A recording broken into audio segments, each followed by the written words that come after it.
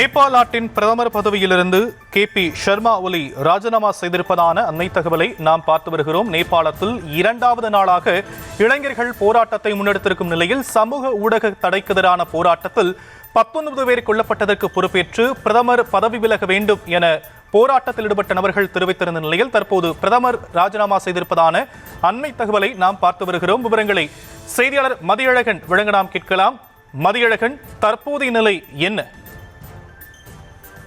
நேபாளத்தில் கடந்த 2 நாட்களாக அரசுக்கு எதிராக போராட்டமானது நடைபெற்று வருகிறது. சமூக வலைதளங்கள் முடக்கப்பட்டதை கண்டித்து தொடங்கிய இந்த போராட்டம் அந்த வலைதளங்கள் மீதான தடை நீக்கப்பட்ட பிறகும் கூட தொடர்ச்சியாக நடைபெற்று வருகிறது. ஆளுங்கட்சி உறுப்பினர்களினுடைய வீடுகள், அமைச்சர்கள் வீடுகள், அரசு கட்டடங்கள், நாடாளுமன்ற கட்டடம் என பல்வேறு கட்டடங்கள் தீக்கிரையாக்கப்பட்டன.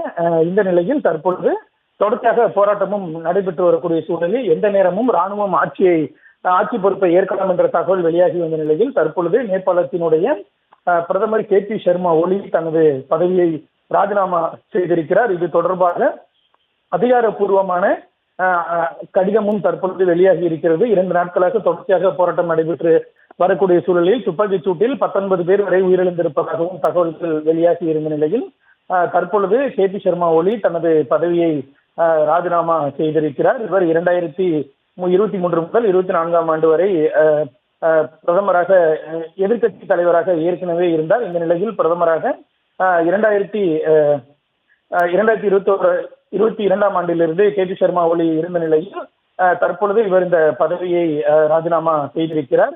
பல்வேறு பொறுப்புகள், எதிர்க்கட்சி தலைவர், நேபாள பிரதமர் உள்ளிட்ட பல்வேறு பொறுப்புகளை வகித்திருந்த KP ஷர்மா ஒலி தற்பொழுது தனது பதவியை ராஜினாமா செய்திருக்கிறார். இவர் கம்யூனிஸ்ட் கட்சியை சேர்ந்த நபர் தான் அங்கு ஆட்சியில் இருந்தார். அதாவது 2024ஆம் ஆண்டு முதல் KP ஷர்மா ஒலி பிரதமராக இருந்த நிலையில் தற்பொழுது அவர் தனது பதவியை ராஜினாமா செய்திருக்கிறார்.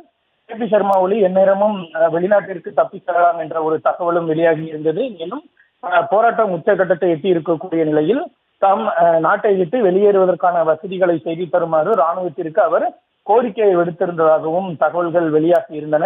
இந்த நிலையில்தான் தற்பொழுது அவர் தனது பதவியை ராஜினாமா செய்திருக்கிறார். ஏற்கனவே இந்த விவகாரம் தொடர்பாக அனைத்து கட்சி கூட்டத்திற்கும் அழைப்பு விடுக்கப்பட்டிருந்தது. இந்த நிலையில் அவர் தனது பதவியை ராஜினாமா செய்திருக்கிறார்.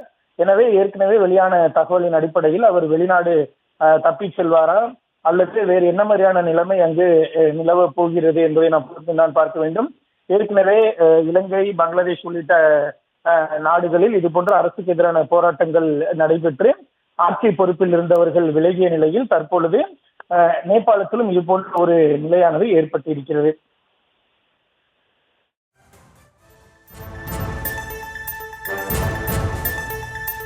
நேபாள் பிரதமர் KP ஷர்மா ஒலி ராஜினாமா செய்திருப்பதான அண்மை தகவலை பார்த்து கொண்டிருக்கிறோம். விவரங்களை செய்தியாளர் மதியழகன் வழங்க நாம் கேட்டும். விரிவான விவரங்களுக்கு நன்றி மதி.